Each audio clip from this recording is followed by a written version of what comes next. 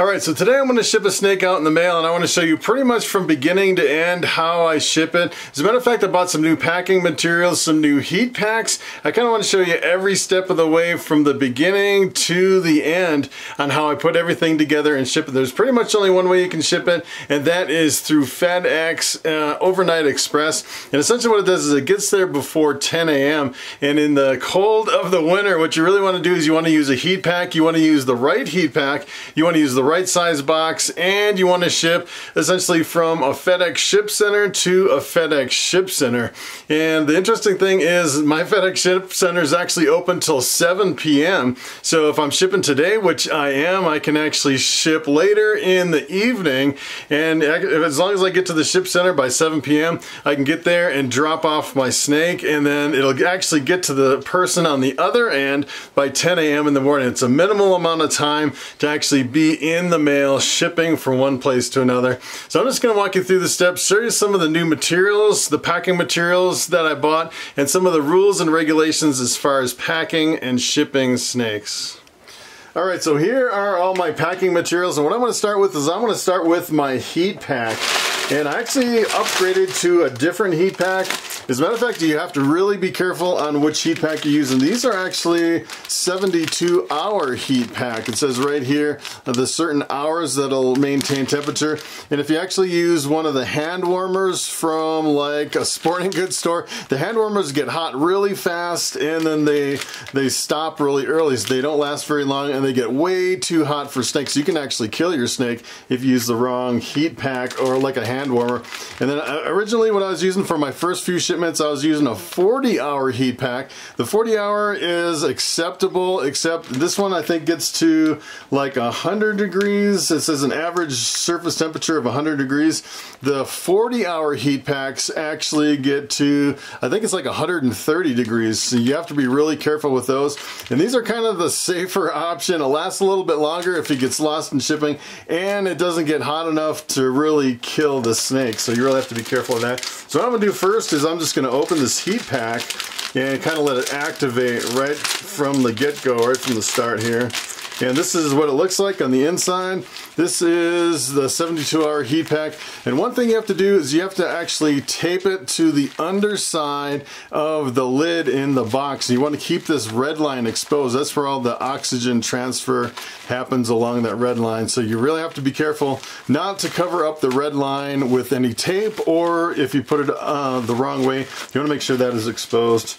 So that is the heat packs. And let me show you kind of what I have for my shipping boxes. So I actually bought this whole box of shipping boxes from shipyourreptiles.com, and it comes in a 10-pack, and the minimum size of box that you can actually use with a heat pack is 12 inches by 9 inches by 6 inches, and that's what these are. It doesn't come with the snake bag. I actually had to order these separate. I pulled one out of my box of snake bags, and this is big enough for my hatchling that I'm going to ship out today. So this, I've never actually dug into one of these boxes and pulled these out to see how they go together. It should be kind of interesting to see how these actually go together here. I don't really want to pull everything out here, but I'm guessing probably, I'm thinking these are probably the ends, and then we have the sides, and then the tops and the bottoms.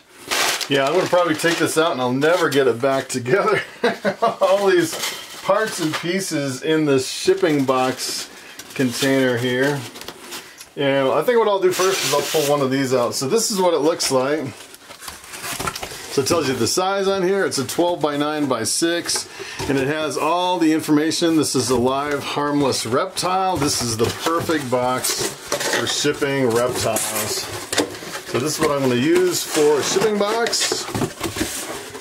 And let's see if I can get all the pieces out of here. So I'm guessing this is like the top and the bottom here, and then these probably, let's see, this is probably the long ways here, and then there's probably short ones over here. It fits together like a puzzle. So you have long ones, you have short ones, and then you have the top and the bottom here. So let me move everything and just kind of reduce this mess down to just this stuff right here. Alright, so I think the first thing I'm going to do is I think I'm just going to put a quick piece of tape right on the bottom, and essentially I just use the clear packing tape. And I just want to hold it together right here. If this actually lines up and fits together. Yeah, it's kind of almost, let's see, I guess it's square. Alright, so what I'm going to do is I'm going to put one of these in the bottom, like so. Boy. And then 2 of these go on the sides. And then these go, I assume these go this way. Let's see. Yeah, this definitely fits together kind of like a puzzle. Alright. Not too bad right there. So essentially that is how it fits. Nice and tight fit. Looks really good. And then the one thing, if you're actually shipping through Ship Your Reptiles, they have a live arrival guarantee, but you have to follow specific rules. And one of the rules is you need 2 holes on each end that are 1/2 inch for ventilation, and actually 1/4 inch. It's a 1/4 inch, and I actually have a 1/4 inch drill here. What I'm gonna do is I'm just gonna drill a couple holes right through here. So that is what a 1/4 inch hole looks like. And you want to make sure you go through the insulation and the box and everything. I know some people actually try to push a pen or a pencil through there. Let me tell you, a drill is a lot easier. So then what you want to do is, on the top, essentially what you want to do is tape the heat pack to the top like this. And as a matter of fact, on the very first ones I was doing, some people were saying that it wasn't good enough to actually tape it just on the sides. What you want to do is you want to have the tape go all the way around from the front to the back to make sure the tape overlaps, because some people were saying that this gets hot enough to where it'll actually loosen up the tape and you don't want it falling down in the box off of your lid. So I'm just going to tape this on real quick like this. Pretty painless. Let's just tape it right like this.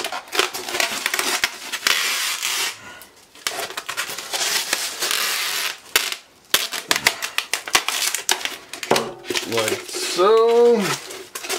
And then I'll tape the other side.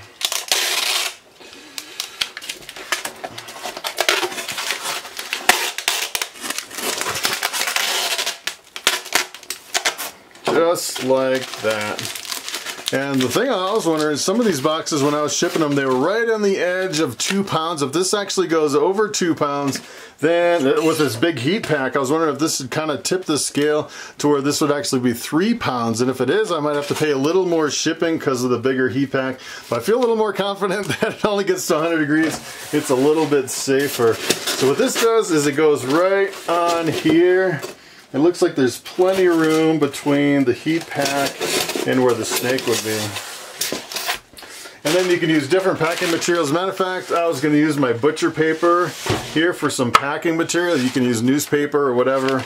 What I'm actually going to use is just some of this. I have leftover packing material from all the shipping boxes and stuff like that. Just kind of all laying around. It's almost like a butcher paper, but it's colored. It's like a shipping paper.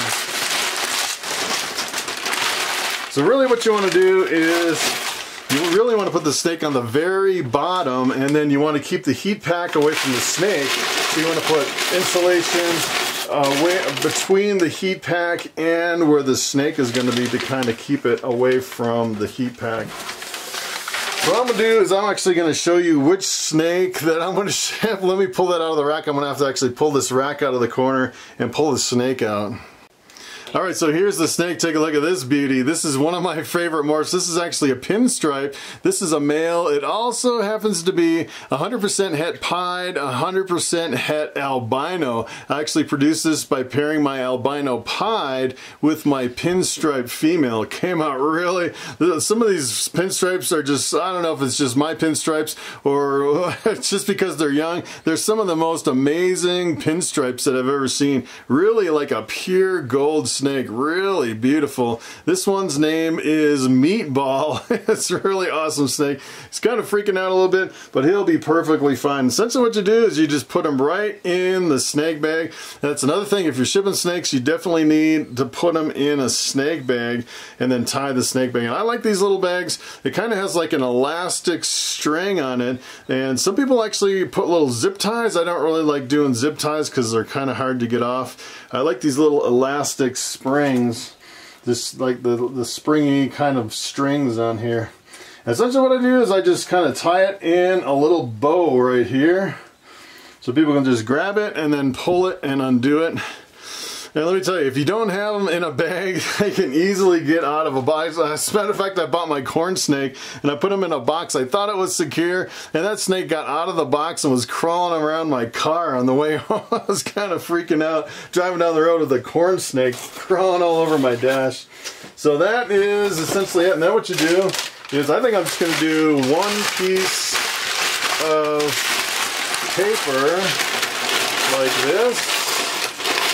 You don't really want to jam it down in there too much. You want to have it kind of loose a little bit. You want to have a little bit on the edges so you can't slide around back and forth. And then maybe I'll do just a little more right under the heat pack here. Just like this. Put the lid back on. And then what I want to do is I want to take a weight, because they charge you by weight. So I actually have a little balance over here, and let me start this thing up and we'll see how much this weighs. Most of these with one snake, they were weighing about 2 pounds. I actually have it on pounds here. Let me take a look at this. This is coming in at, oh, that's what I was worried about, the heat pack. It's 2.08 pounds. So that technically rounds up to 3 pounds because of the heat pack. You know, you have a safer heat pack, but you're going to pay a little more in shipping because you have the bigger heat pack, which is kind of a bummer. And then essentially what I do is, I put it all into shipyourreptiles.com, and then I print the shipping label and everything. And then essentially what I do is I'll just tape it up, put the shipping label on here. And then that's pretty much it. I actually print out, I actually have some more printouts of this label right here, just in black and white, and I like to cut them out and put another label right on top, so everyone can see right from the top when they're looking at the address. They can see, oh yeah, this is a live, harmless reptile. And the other thing you really have to write on here too, is required by law. If you're shipping a ball python, you actually have to write on this little label right here, you have to put the scientific name for the ball python, and you put the common name. So what I do is I put one ball python and then put in parentheses Python regius, which is the scientific name. And that is required by law to have on the box. Alright, so there you have it. That is how I ship a ball python through the mail with FedEx. And let me tell you, when you first start out, it's a little bit daunting, a little overwhelming. You really have to get all the right packing material. You have to study up on the rules and regulations to know how to do it. And if you go over to shipyourreptiles.com, it has all the information step by step. I'd say the first box is probably the hardest, but then after that, you know, shipping snakes is pretty easy. And the one thing that really concerns me is if you're shipping to a residential address, I would much rather ship to a FedEx ship center. That way if anything happens, the snake's not getting bounced around in the back of a FedEx truck or sitting outside in the weather. You definitely don't want that. You really want to take care of your snakes if you ship them through the mail. So I'm going to leave you with some drone footage. I'm getting pretty good with that drone. As a matter of fact, I flew it today and got some really awesome footage of my cows and my dogs, and it's pretty amazing. I can actually get that drone up in the air and just have it hover, and it almost looks like a stationary camera just hovering there in the air. It's pretty awesome. So thanks for watching, and I will see you next time.